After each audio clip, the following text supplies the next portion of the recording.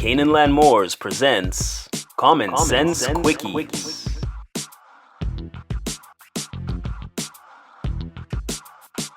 What we do here is we add some common sense thinking to everyday situations or comments that may arise. Want to give it a try?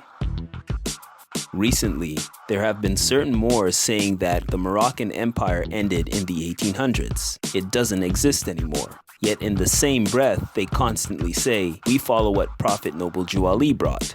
Here, take a listen and hear for yourself. The empires have been abolished. So in context, He said that the empire had been abolished. maybe I'm using the wrong word, but we have moved on to nation states, in other words. Empires wasn't in existence in the 1836, brother. Let me ask you a question. So the point of the matter is, it couldn't apply as it relates to an empire because empires wasn't in existence at that time. The Roman Empire had fell. The Moroccan Empire, gone. The Moroccan Empire, gone. The Moroccan Empire, gone. The dynasty era, gone. We were in nation state era. And this is why the Prophet Noble Jew Ali teaches that this is a new era of time now. Meaning we must do things that's consistent with this new era of time. That's why he keeps saying this is a new era of time. So in reality, it didn't apply to us. It applied to the citizens of Morocco. Period. No matter how we slice the pie, it did not apply to us. Alright, so let's deal with his first statement about the Moroccan Empire being gone since the 1800s, as well as all empires being gone during the 1800s. Now, as for all the other empires being gone since the 1800s, all we have to do is do a search on the Ottoman Empire, and we find that it came to an end in 1922.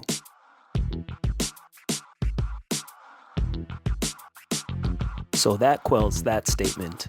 And for the Moroccan Empire being gone during the time the treaty was produced, technically, I can just show a copy of the 1787 Treaty of Peace and Friendship from the Library of Congress, where in the title of the document it says, Treaty of Peace and Friendship between the United States of America and His Imperial Majesty, the Emperor of Morocco.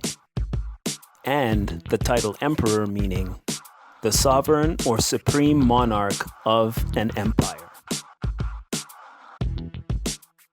So clearly the Moroccan Empire was still around in 1787.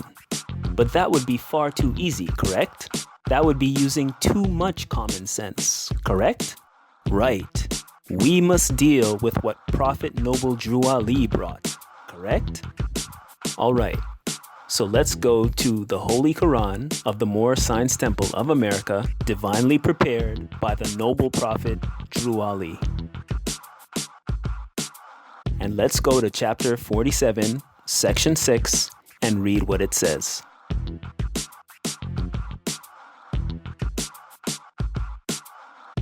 The Moabites from the land of Moab, who received permission from the pharaohs of Egypt to settle and inhabit northwest Africa, they were the founders and are the true possessors of the present Moroccan Empire, with their Canaanite, Hittite, and Amorite brethren who sojourned from the land of Canaan seeking new homes. So according to Prophet Noble Jew Ali, when he prepared the Holy Quran of the Moor Science Temple of America in the 1920s, he stated the present Moroccan Empire in chapter 47.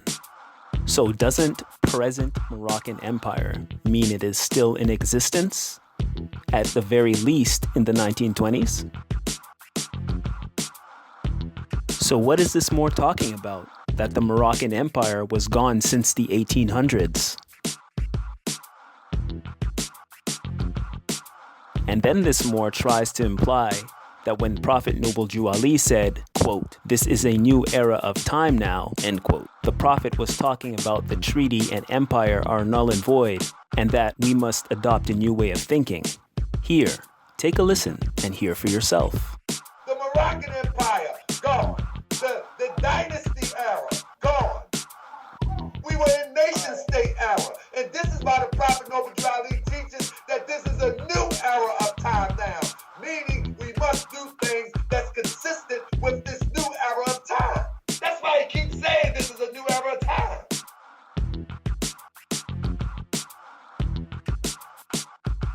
Here's the thing. Where Prophet Noble Drew Ali said, quote, "This is a new era of time now," end quote, the Prophet was speaking about proclaiming your free national name to be recognized by the government in which you live and the nations of the earth. Prophet Noble Drew Ali mentions this in Act 6 of the Divine Constitution of Moorish America.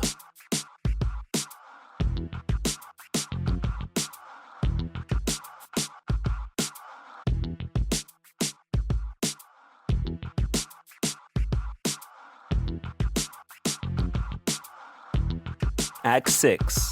With us, all citizens must proclaim their nationality, and we are teaching our people their nationality and their divine creed, that they may know that they are a part and a parcel of this said government, and know that they are not Negroes, colored folks, black people, or Ethiopians, because these names were given to slaves by slaveholders in 1779 and lasted until 1865 during the time of slavery. But this is a new era of time now, and all men now must proclaim their free national name to be recognized by the government in which they live and the nations of the earth. This is the reason why Allah, the great God of the universe, ordained Noble Drew Ali, the Prophet, to redeem his people from their sinful ways. The Moorish Americans are the descendants of the ancient Moabites, whom inhabited the northwestern and southwestern shores of Africa. Now, in Act 6 of our Divine Constitution of Moorish America, do you see anywhere where it is dealing with the Moroccan Empire? Anywhere? The closest comment to mentioning the Moroccan Empire is when the Prophet mentions, quote, "The Moorish Americans are the descendants of the ancient Moabites whom inhabited the northwestern and southwestern shores of Africa," end quote. And that ties directly into chapter 47 of the Holy Quran of the Moorish Science Temple of America, where the Prophet says, "the present Moroccan Empire." So, in Noble Drew Ali's own words, the Moroccan Empire is still present. Oh, and for those more saying that Canada and the United States are separate jurisdictions and that Canaanland Moors are from Canada and don't know anything about U.S. law, read Articles of Confederation from November 15th, 1777, ratified March 1st, 1781.